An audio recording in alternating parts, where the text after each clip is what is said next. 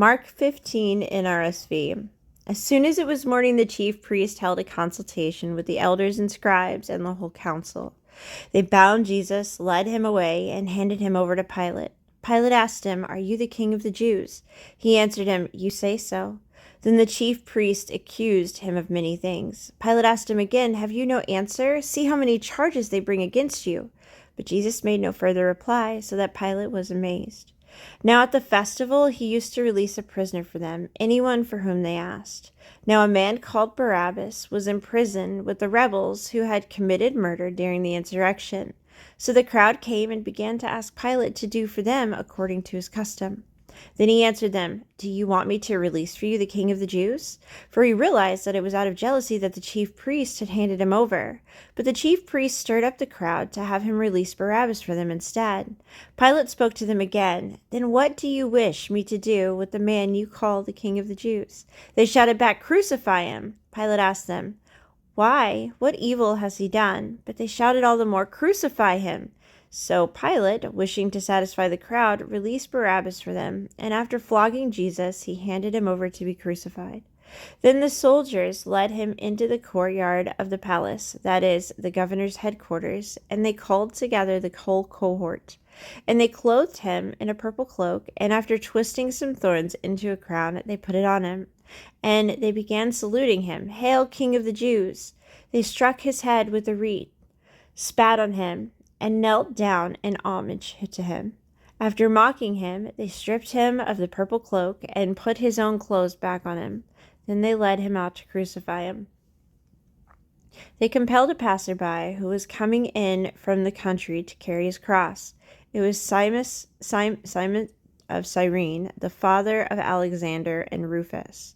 Then they brought Jesus to the place called Golgotha, which means the place of the skull.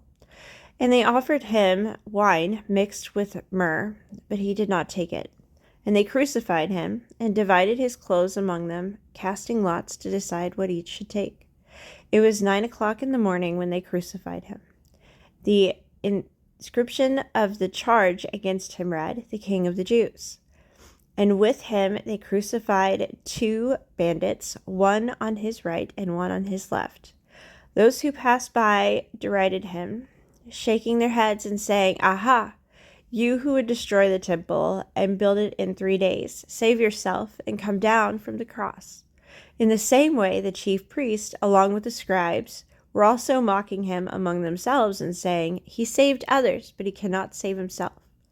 Let the Messiah, the King of Israel, come down from the cross now, so that we may see and believe."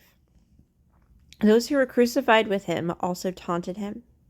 When it was noon, darkness came over the whole land until 3 p.m.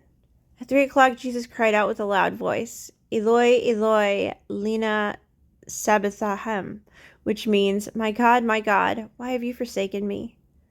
When some of the bystanders heard it, they said, "Listen, he is calling for Elijah." And someone ran, filled a sponge with sour wine, put it on a stick, and gave it to him to drink, saying, "Wait, let us see whether Elijah will come to take him down." Then Jesus gave a loud cry and breathed his last. And the curtain of the temple was torn in two from top to bottom. Now when the centurion who stood facing him saw that in this way he breathed his last, he said, "Truly this man was God's son." There were also women looking on from a distance. Among them were Mary Magdalene and Mary the mother of James the younger and of Joseph and of Salome. They used to follow him and provided for him when he was in Galilee, and there were many other women who had come up there with him to Jerusalem. When evening had come, and since it was the day of preparation, that is, the day before the Sabbath, Joseph of Arimathea, a requested member of the council, who was also himself waiting expectantly for the kingdom of God, went boldly to Pilate and asked for the body of Jesus. Then Pilate wondered if he were already dead, and summoning the centurion, he asked him whether he had been dead for some time. When he learned that the centurion from which he was dead, he granted the body to Joseph. Then Joseph bought a linen cloth, and taking down the body, wrapped it in the linen cloth, and laid it in a tomb that had been hewn out of the rock. He then rolled a stone against the door of the tomb. Mary Magdalene and Mary, the mother of Joseph, saw where the body was laid.